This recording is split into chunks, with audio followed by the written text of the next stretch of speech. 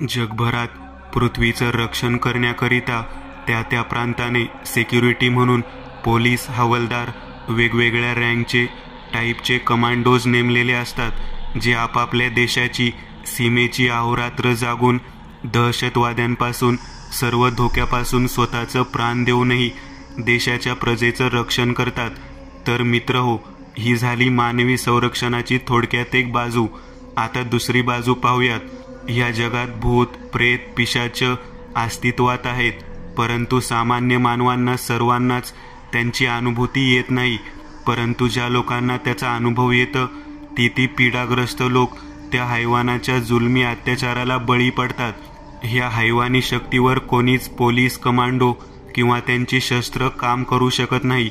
ही सामान्य रक्षक त्या क्रूरती वाईट शक्तीपासून लोकांचं रक्षण करू शकत नाहीत. म्हणूनच पूर्णतः जगभरात गुप्तपणे त्रिकाळ घोस्टबस्टर्स कंपनीचे शेकडोहून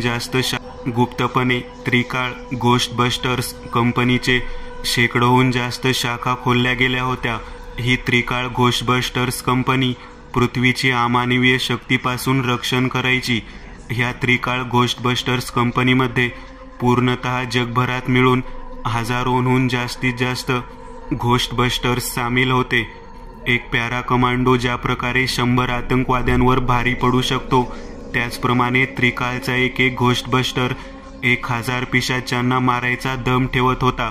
अंगात पॉलिश केलेले काळे चकचकीत सूट, आत सफेद शर्ट, गळ्यात काळी टाय, डोळ्यांवर काळा गॉगल, हातात अद्भुत गॅजेट वॉच, पायात काळे शूज आणि सशस्त्र घेऊन उभा असा हा त्रिकाळचा घोस्टबस्टर सदरक्षणाय खलनिग्रहणाय मंत्र घेऊन आपलं कर्तव्य जाण देऊनही पूर्ण करायला मागे पुढे पाहणार नव्हता. मुंबई शहरातील एक सुनसान गल्ली दिसत होती. 2 माणसं चालत जातील अशी ती अंधारी गल्ली होती. गल्लीच्या दोन्ही बाजूंना बिल्डिंग्स होत्या आणि त्या बिल्डिंगच्या मधोमधून ही सरळ पुढे निघून गेलेली काळोखी वाट दिसत होती. बिल्डिंगच्या काळ्या शेवाळी भिंतीवर सफेद रंगाचे पाण्याचे पाईप्स वर गेलेले दिसत होते. त्या पाईपांमधून काही पाईप्स लीक होऊन फुटले होते. त्या फुटलेल्या पाईपांमधून थेंब थेंब पाणी खाली जमिनीवर पडत होतं, ज्याने ती गल्ली ओली झाली होती. काहीसा घाणेरडा वासही तिथे जाणवत होता, जसं की मूत्रविसर्जन केलेला उंदीर मरून गेलेला सडका. अजून बऱ्याचशा घाणेरड्या वासांनी तिथे तळ ठोकलं होतं. त्याच गल्लीत काहीशी 8-9 माणसं उभी होती. प्रत्येकांच्या अंगात एक काळी टी-शर्ट, खाली निळी जीन्स होती. त्या टी-शर्टवर एक इंग्रजी शब्दाचा लोगो होता. व्ही म्हणजे व्हॅम्पायर पिशाच्य होय. मित्र हो, ही पिशाच्य गँग होती. ह्या गँगचा मालक होता मिथुंदा वक्रताता. हा वक्रताता एक कपटी लोभी मांत्रिक होता. पैशासाठी काहीही करायला तो तयार होता. त्याने गेल्या 3 वर्षांअगोदर पाताळातून काही पिशाच्य स्वतःच्या वाईट हेतूकरिता सैतानाशी करार करून पृथ्वीवर आणली होती. त्या पिशाच्यामार्फत त्याने सामान्य माणसांना प्रथम लुचून त्यांच्यासारखा बनवायला सांगितलं होतं. 3 वर्षात त्या पिशाच्यांनी हजारोपेक्षा जास्त लोकांना लुचून पिशाच्य बनवलं होतं. आणि ह्याच पिशाच्यांमार्फत वक्रताता मांत्रिक ड्रग्ज रॅकेट, वेश्या व्यवसाय, टेलिग्राम आणि इत्यादी ऑनलाईन साईटवर वस्तूंचे आमिष दाखवून स्कॅम करायचा. ऑनलाईन पॉर्नोग्राफीमध्ये सुद्धा त्याने हात साफ करायचं सोडलं नव्हतं. ह्या नाही त्या वाईट मार्गाने तो पैसे कमवतच होता. सर्वच्या सर्व गुन्हे तो काळ्या अंधाराच्या सैनिकांकडून घडवून आणून बक्कळ पैसे कमवत होता. 3 वर्षात त्याने स्वतःचा अंडरवर्ल्डमध्ये चांगलाच दबदबा निर्माण केला होता. त्याच्या रस्त्यामध्ये जी लोक यायची ती दुसऱ्या दिवशीचा सूर्य पाहत नसायची. हा रूल अख्ख्या अंडरवर्ल्डला कळाला होता. म्हणूनच टॉपचे गुंडेही वक्रतातापासून जरा 2 पावले मागे राहत. पोलीस तर त्याच्या नुसत्या नावानेच लटालटा कापायचे. कोणाची त्याच्या विरोधी बोलण्याची हिंमत होत नव्हती. वक्रताताकडे असलेली गुंड पिशाच्य आहेत हे कोणाला ठाऊक नव्हतं. गुन्हेगारी जगतात एक नियम असतो. इथे प्रत्येक बापाचा एक मोठा बाप असतो. तसंच वक्रताता मांत्रिकालाही 3 वर्षानंतर टक्कर देणारा शत्रू मिळाला होता. तो म्हणजेच जैविक अंधाऱ्या गल्लीत काहीशी 8-9 माणसं उभी होती. प्रत्येकाच्या अंगात एक काळी टी शर्ट, खाली निळी जीन्स होती. त्या टी शर्टवर एक इंग्रजी शब्दाचा लोगो होता. व्ही म्हणजे व्हॅम्पायर पिशाच्य होय. गल्लीत उभे ते 8 जण म्हणजे अंधारात वावरणारे पिशाच्य होते. सर्वांच्या अंगाच्या कातड्या म्हणजे सफेद पीठच फासला होता. त्यांच्या देहातलं रक्त जण वाटलं होतं की काय. त्यांची ती दुधाळ बर्फासारखी थंडगार देह चंद्राच्या दुधाळ प्रकाशात चकचक चकाकत होती. प्रत्येकाच्या हातात एक काचेची बाटली होती. त्या हातातल्या बाटलीत लाल रंगाचं द्रव म्हणजेच मानवी रक्त भरलं होतं. या बाटलीचं नाव होतं द मॅन्स ब्लड व्हिस्की. मानवी रक्त आणि काहीशी उच्च नशेची पदार्थ त्या रक्तात मिक्स करून ती रक्तदारू बनवली गेली होती. अंधारात उभी ती सर्व पिशाच्य ती दारू पीत होती. मध्येच त्यांची मस्त चर्चा रंगत होती. पांचट जोक्सवर सर्व ते सुळ्याचे दात दाखवत खदाखदा अंग हलवत हसत होते. तोच एक पिशाच्य म्हटला, अरे भाई लोक, 12ला चिल बारमध्ये जायचं आहे. तिथे 20 रशियन्स आहेत. तर बॉसने त्या सर्व पकडून आणायला सांगितल्यात. आणि बॉसने सांगितलं की तिथे जेवढे एन्जॉयर्स असतील त्यांवर तुम्ही एन्जॉय करा. तो पिशाच्य त्याच्या तोंडातले धारधार सुळ्याचे दात दाखवत हसत म्हणाला. मग हळूच त्याने गुलाबी जीभ दातांवरून फिरवली. ह्या सर्वांपासून दूर जेमतेम 50 पावलांवर भिंतीच्या आडोशाला अंधारात लपून एक आकृती ह्या सर्वांचं बोलणं गुपचूप ऐकत होती. त्या आकृतीच्या अंगात एक सफेद रंगाची फाटलेली बनियान होती, खाली पोत्यापासून बनवलेली. तिलाच नारी बांधून कमरेला फिट करून बसवलेली हाफ चड्डी घातली होती. फाटलेल्या बॉडीतून दिसणाऱ्या त्याच्या अंगाला त्याने गटारातलं पाणी लावलं होतं. चेहऱ्याला गटारातलं चिखल लावलं होतं. कोणीही त्याला पाहून म्हटलं असतं की अरे हा तर फुटपाथवरचा भिकारीच. परंतु नाही मित्र हो, हा भिकारी नव्हता. हा त्रिकाळचा मास्ट फेवरेट खबरी होता. त्याचं नाव चंडीदास उर्फ चंडी होतं. एका खबरेचे त्याला चांगलेच 20-25 हजार रुपये मिळायचे. तसं म्हणायला कामही धोक्याचं होतं. स्वतःची गुप्त ओळख ठेवणं अति आवश्यक होतं. जर शत्रूला जराशीही भनक लागली तर ते काही मानव नसायचे. त्यांना दया नव्हती, हमदर्दी नव्हती.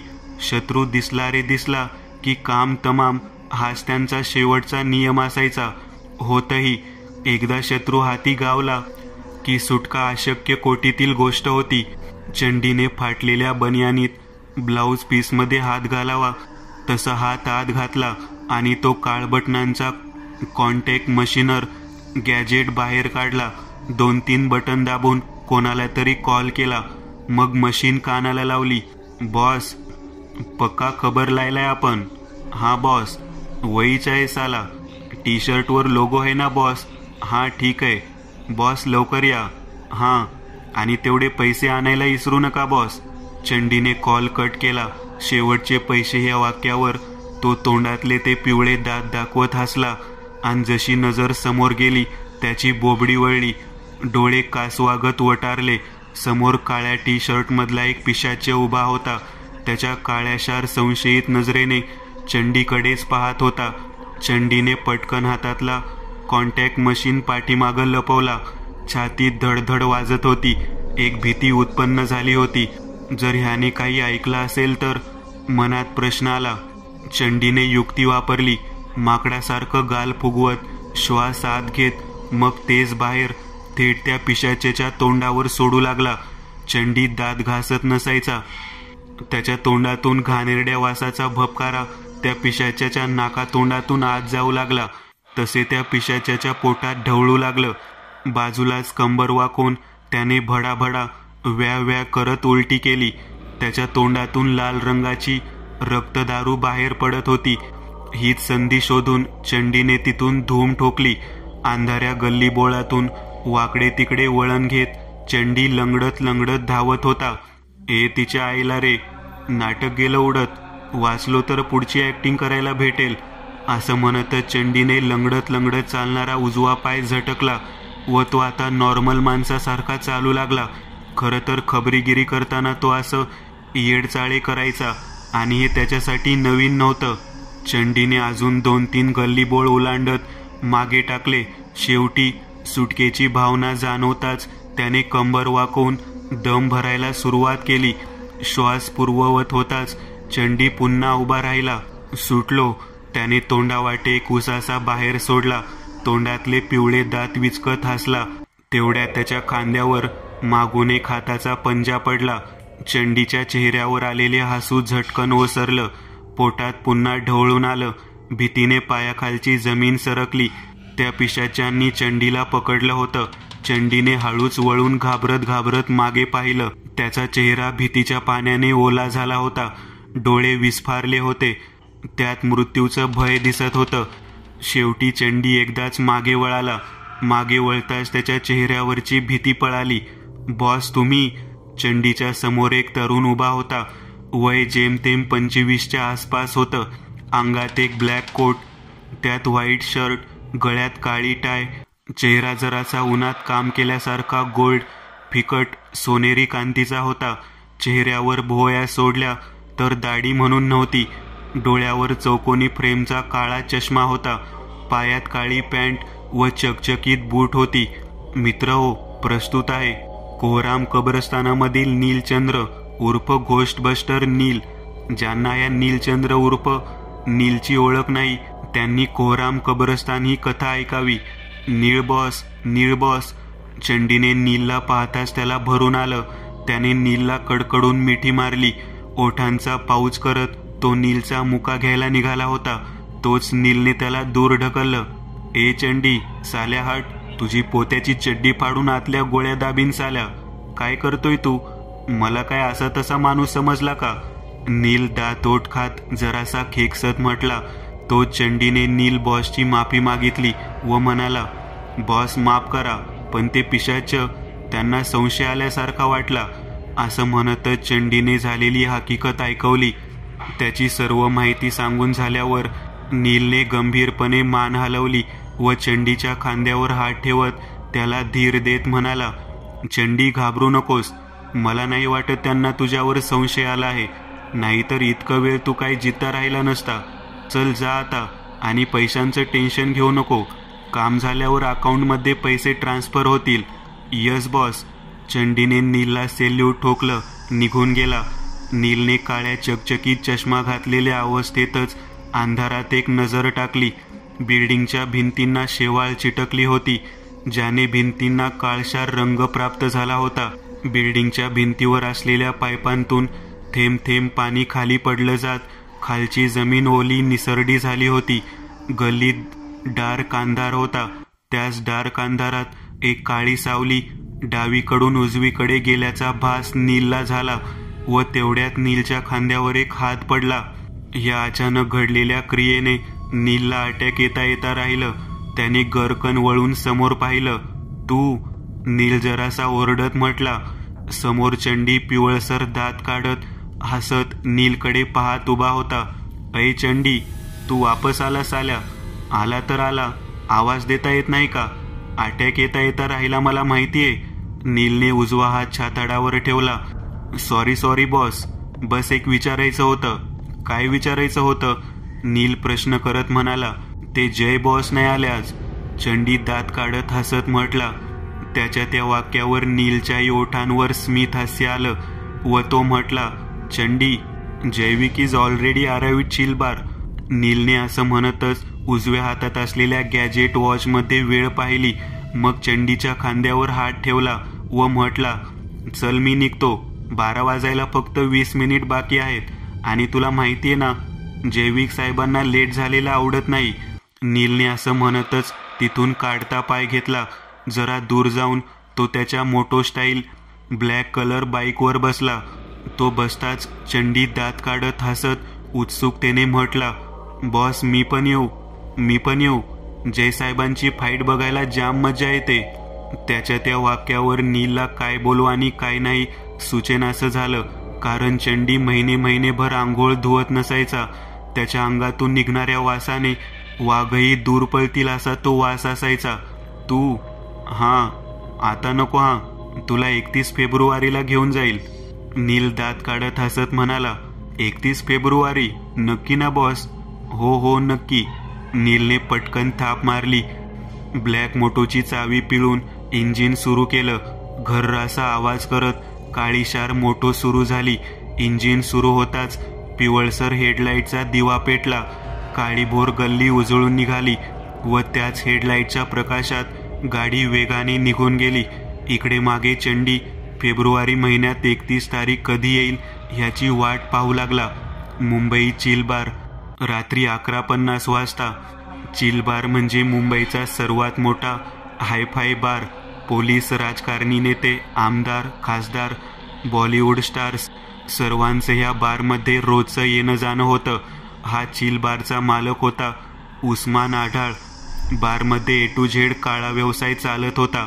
राजकारणी लोकांची ओळख आणि साथ दोन्ही असल्याने उस्मानचा बार चांगलाच कमावत होता. काही लफडालोचा होणे शक्यच काय, अशक्य कोटीतली गोष्ट होती. आणि समजा काही लफडा झालाच तर राजकारणी लोक तोंड बंद करायला होतेच. अलीकडेच उस्मानने रशियन वर्कर्स मागवल्या होत्या, ज्या मोठमोठे नेते स्टार्सची गरमी मिटवायच्या. अशातच या चिल बारवर मिथून वक्रताता मांत्रिकाची नजर पडली होती. अलीकडेच ह्या धूर्त मांत्रिकाने कोणती तरी विधी करायला घेतली होती, ज्यात गोऱ्यापान, सौंदर्यवान, मादक, देखण्या अशा स्त्रियांचा सैतानाला बळी चढवायचं होतं. त्यासाठीच त्याला ह्या रशियन मुली हव्या होत्या. त्याकरिताच त्याने आपले पिशाचे गुंड चिल बारवर सोडले होते. वक्रताता मांत्रिकाला उस्मानची पावर ठाऊक होती. त्याने जर उस्मानला स्वतःहून त्या स्त्रिया मला सोपाव असं म्हटलं असतं तर खासच नक्कीच नकार आला असता. म्हणूनच वक्रताताने हे पाऊल उचललं होतं. नीलची ब्लॅक मोटो बाईक चिल बारच्या आलिशान द्वारापाशी थांबली. दाराच्या पुढ्यात 4 लाल सतरंजीने झाकलेल्या यू आकाराच्या वर जाणाऱ्या पायऱ्या होत्या. नीलने मोटो बाईकची चावी पार्कर बॉयला सोपावली आणि सोबतच त्याच्या हातावर 400-500च्या कडक इस्त्री मारलेल्या नोटा थोपवल्या. तो पार्कर बॉय पैसे पाहताच चांगलाच खुश झाला होता. त्याने नीलला एक कडक सॅल्यूट ठोकलं. मोटो बाईक घेऊन पार्किंगच्या दिशेने निघून गेला. नीलने त्याच्याकडे न पाहताच पायऱ्या चढून आत प्रवेश केला. काचेच्या दरवाजापाशी 2 इंडियन बॉडी बिल्डर बाउन्सर उभे होते. त्यांच्या हातीही नीलने 500च्या नोटा टेकवल्या. त्या दोघांनी आदबीने मान झुकवत दरवाजा उघडला. बारच्या आत चांगलाच झुमझुम करत डीजे वाजत होता. लेझर लाईट्स वाकड्या तिकड्या फेकल्या जात होत्या. ड्रिंक्स बारच्या समोर असलेल्या स्टीलच्या मोठ्या पायांच्या खुर्च्यांवर सूट बूट घातलेले हायफाय माणसं बसली होती. प्रत्येकाच्या हातात दारूने भरलेलं ग्लास होतं. डीजेवर त्या बेवड्यांच्या माना कोंबड्यासारख्या कॉक कॉक करत मागे पुढे हालत होत्या. बारमध्ये उभा ड्रिंक सर्व्हर बॉय हातातली काचेची बाटली वर हवेत वाकडी तिकडी फेकत मग ती झेलून आपली आदागिरी दाखवत होता. नील सर्व दृश्य पाहत चालत चालत बारमध्ये आला. तो येताच बारचा मालक उस्मान भाई नीलपाशी आला. Welcome welcome young sir. Usman भाईने नीलशी हात मिळवणी केली. तसं सांगायचं तर नील काही या उस्मान भाईला ओळखत वगैरे नव्हता. नाही, उस्मान भाई नीलला ओळखत होता. या ओळखीमागे एक कारण होतं. बारमध्ये दरवाजावर CCTVs बसवले होते. त्या CCTVच्या रूममध्ये 2 माणसं बसलेली असायची. बारमध्ये जो कोणी कस्टमर येई त्याचं निरीक्षण ही 2 माणसं करत असत. जो कोणी बारमध्ये येणारा ग्राहक बाउन्सर पार्कर बॉयला जास्त पैसे द्यायचा तो माणूस नक्कीच श्रीमंत असायचा. आणि असा कोणी माणूस दिसला की ती CCTV समोर बसलेली माणसं आपल्या मालकाला ते वॉकी टॉकी मशीन मार्फत सिग्नल देत कळवत असायची. व त्या स्पेशलिस्ट गेस्टचं स्वागत करण्यासाठी उस्मान खुद्द यायचा. आणि आताही नीलला एक मोठा पैशावाला ग्राहक समजून उस्मान त्याचं स्वागत करायला आला होता. Young sir. हा यंग कोण आहे? नीलचा इंग्रजीत 36चा आकडा होता. त्या बिचाऱ्याला इंग्लिश बोलताना समजताना पंचायत व्हायची. यंग म्हणजे तरुण सर. उस्मान अर्थबोध देत म्हटला. अच्छा अच्छा. नीलने समजल्यासारखी मान हलवली. या ना सर, या आत या. उस्मान पुढे जाऊ लागला. अहो आतच आलोय की, अजून किती आत न्याल? नील जरासा हसला. त्याच्या त्या वाक्यावर उस्मान हळूच चालत पुढे आला. नो नो सर, इथे फक्त सामान्यांसाठी मजा आहे. उस्मानने ओठांवरून जीभ फिरवली. नीलला एक डोळा मारला. असली मजा तो ऊपर है, चला. उस्मान कसं तरीच हसला. त्यावर नील ओहो समजल्यासारखं करत हसला. उस्मान चालत एका जिन्यापाशी आला. जिना चढू लागला. नीलही त्याच्या मागोमाग जाऊ लागला. शेवटच्या पायरीवर थांबून त्याने मागे वळून एक कटाक्ष समोर सुरू असलेल्या फर्स्ट बारवर टाकला. हा जय कुठे राहिला यार? नेहमी मी लेट येतो आणि आज हा लेट आलाय. ठीक आहे, नॉट प्रॉब्लेम. पाहून घेतो आज तुला. थांब. रोज रोज मला लेट येण्याचे टोमणे मारतो ना, आज बघ तुझेच टोमणे तुलाच देईन मी, ते पण फुल ॲडव्हान्समध्ये. साला हिटलर. नील स्वतःशीच बडबड करत होता. तोच सर येताय ना? मागून उस्मानचा आवाज आला. त्या आवाजाने नीलने उस्मानकडे वळून पाहिलं व जरासा औपचारिक हसतच म्हटला, हो चला. त्या इलेक्ट्रिक काळ्या रंगाच्या चौकोनी घड्याळामध्ये रात्रीचे 12 वाजले. चिलबारच्या दरवाजासमोर पायऱ्यांपासून जरा दूर रस्त्यावर एक सफेद रंगाची हेक्टर प्लस कार गाडी येऊन थांबली.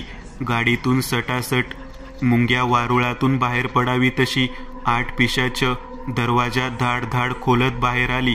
बाहेर येताच तो पार्कर बॉय ह्या तिघांच्या जवळ आला.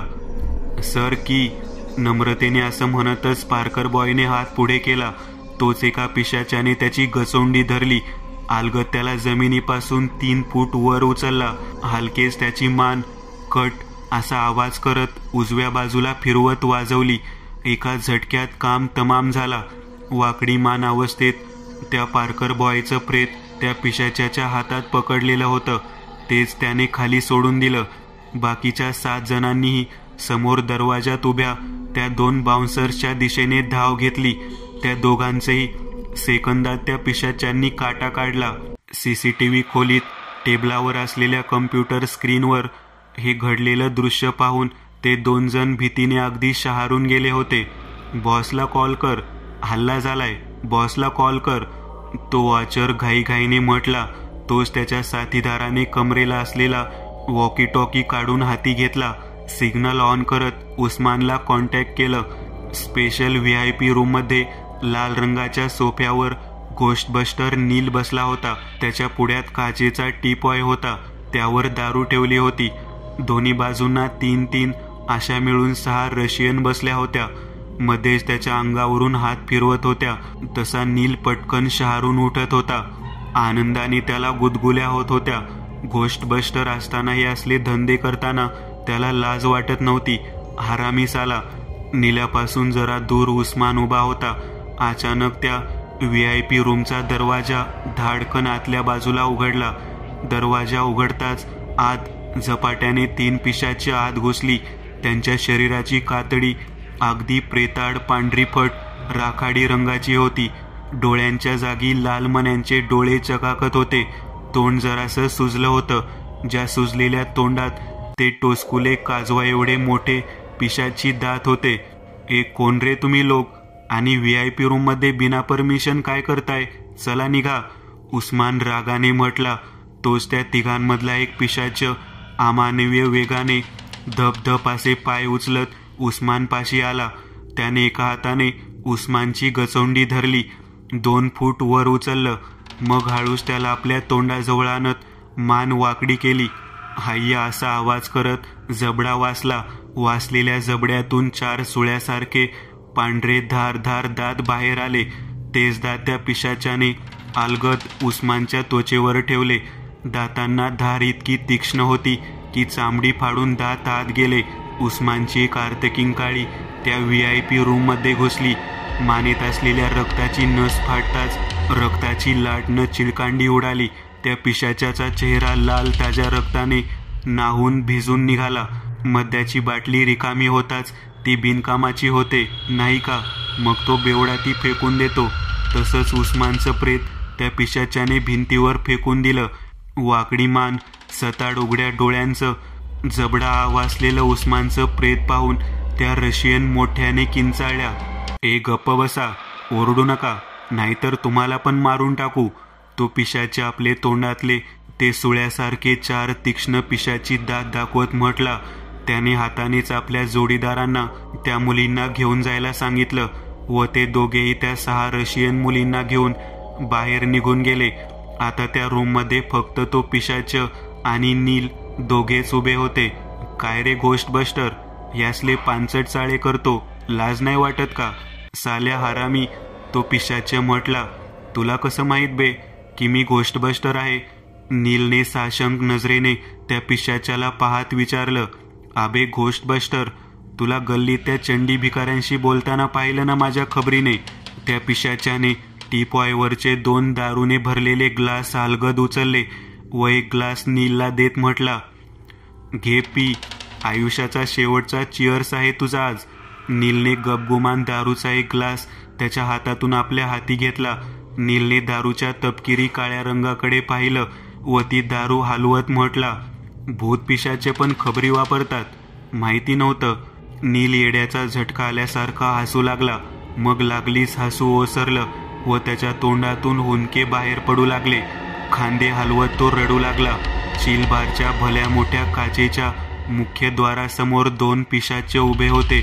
या क्षणाला कोणीही चिलबारमध्ये आत गेलं तर त्याचा फक्त मुर्दा देह बाहेर येणार होता, तो जिवंत माणूस नाही. बारच्या आतला डीजे ऑफ केला होता. लेझर लाईट्स तेवढ्या फ्री होऊन अवतीभोवती फिरत होत्या. बारच्या मुख्य हॉलमध्ये मोठमोठ्या हायफाय लोकांना गुडघ्यांवर बसवून हात वर करायला लावलं होतं. असं नाही की कोणी त्या पिशाच्यांना प्रतिकार केला नव्हता. काही तरुणांनी त्यांना झिडकारलं होतं. पैशाची, मोठ्या बड्याबापाची औलाद आहोत असं सांगून लायकी काढली होती. परंतु वक्रताता मांत्रिकाने ह्या सैतानी पिशाच्याच्या फौजफाट्याला फुल ऑन सूट दिली होती. जो कोणी रस्त्याआड आडवा आला त्याला मारा, खल्लास करा. जो कोणी त्या पिशाच्यांच्या रस्त्यात येत होता त्याला समजावणीचा सूर नाही तर फक्त भयंकर असा मृत्यू मिळत होता. 7-8 जणांनी त्या पिशाच्यांना अडवायची हिंमत केली होती. त्या सर्वांचा ह्या हैवानांनी मानेचा लचका तोडून देहातील एक न एक रक्ताचा थेंब ओढून चोखून काढला होता. त्या सर्व माणसांची मयत कलेवर पांढऱ्या दुधाच्या पिशवीसारखी खाली सुकून जमिनीवर पडली होती. सर्वांच्या अंगावरचा रंग एकच दिसत होता, पांढरा. जणू आत रक्ताचा एक थेंबही उरला किंवा त्या पिशाच्यांनी मागे सोडला नव्हता. त्या पिशाच्यांची ती हैवानी कर्तब माणसांना तीक्ष्ण धारधार दातांनी लुचून पाहून सर्वांची आत्मा लटालटा कापून उठली होती. दारू पिलेल्या सर्वांची नशा उतरली होती. जो तो मरणाची वाट पाहत खंगत पडला होता. हॉलमध्ये 40 लोक, त्यात काही पेशावाल्या बायकाही होत्या. त्या रशियन मुलींना ह्या सर्वांपासून जरा दूर उभं करून ठेवलं होतं. हॉलमध्ये फरशीवर हात वर करून गुडघ्यांवर बसलेल्या माणसांच्या चारही बाजूंनी 4 पिशाच भिंतीसारखे हाताची घडी घालून उभे राहिले होते. जरा दूर 2 पिशाच संवाद साधत बोलत होते. ह्या 20 पोरींना बघायला बॉस येतोय. पहिला पिशाच म्हटला, अच्छा येऊ देत की, लवकर येऊ देत. तसंही इथे या सगळ्यांना पाहून माझ्या तोंडाला पाणी सुटलं आहे. त्या पिशाच्याने आपले दात विचकले. त्याच्या जबड्यातून ते तीक्ष्ण पिशाची दंत बाहेर आले. डोळे लाल रंगाने लेझरसारखे चकाकले. ते भयंकर रूप पाहून बाजूची लोक घाबरली होती. त्यांची ती भयाने घाबरलेली तोंड पाहून ह्या पिशाच्यांना एक वेगळाच आसुरी आनंद प्राप्त होत होता. सर्वजण खदाखदा खांदे हलवत आसुरी हास्य करत आनंद साजरा करत होता.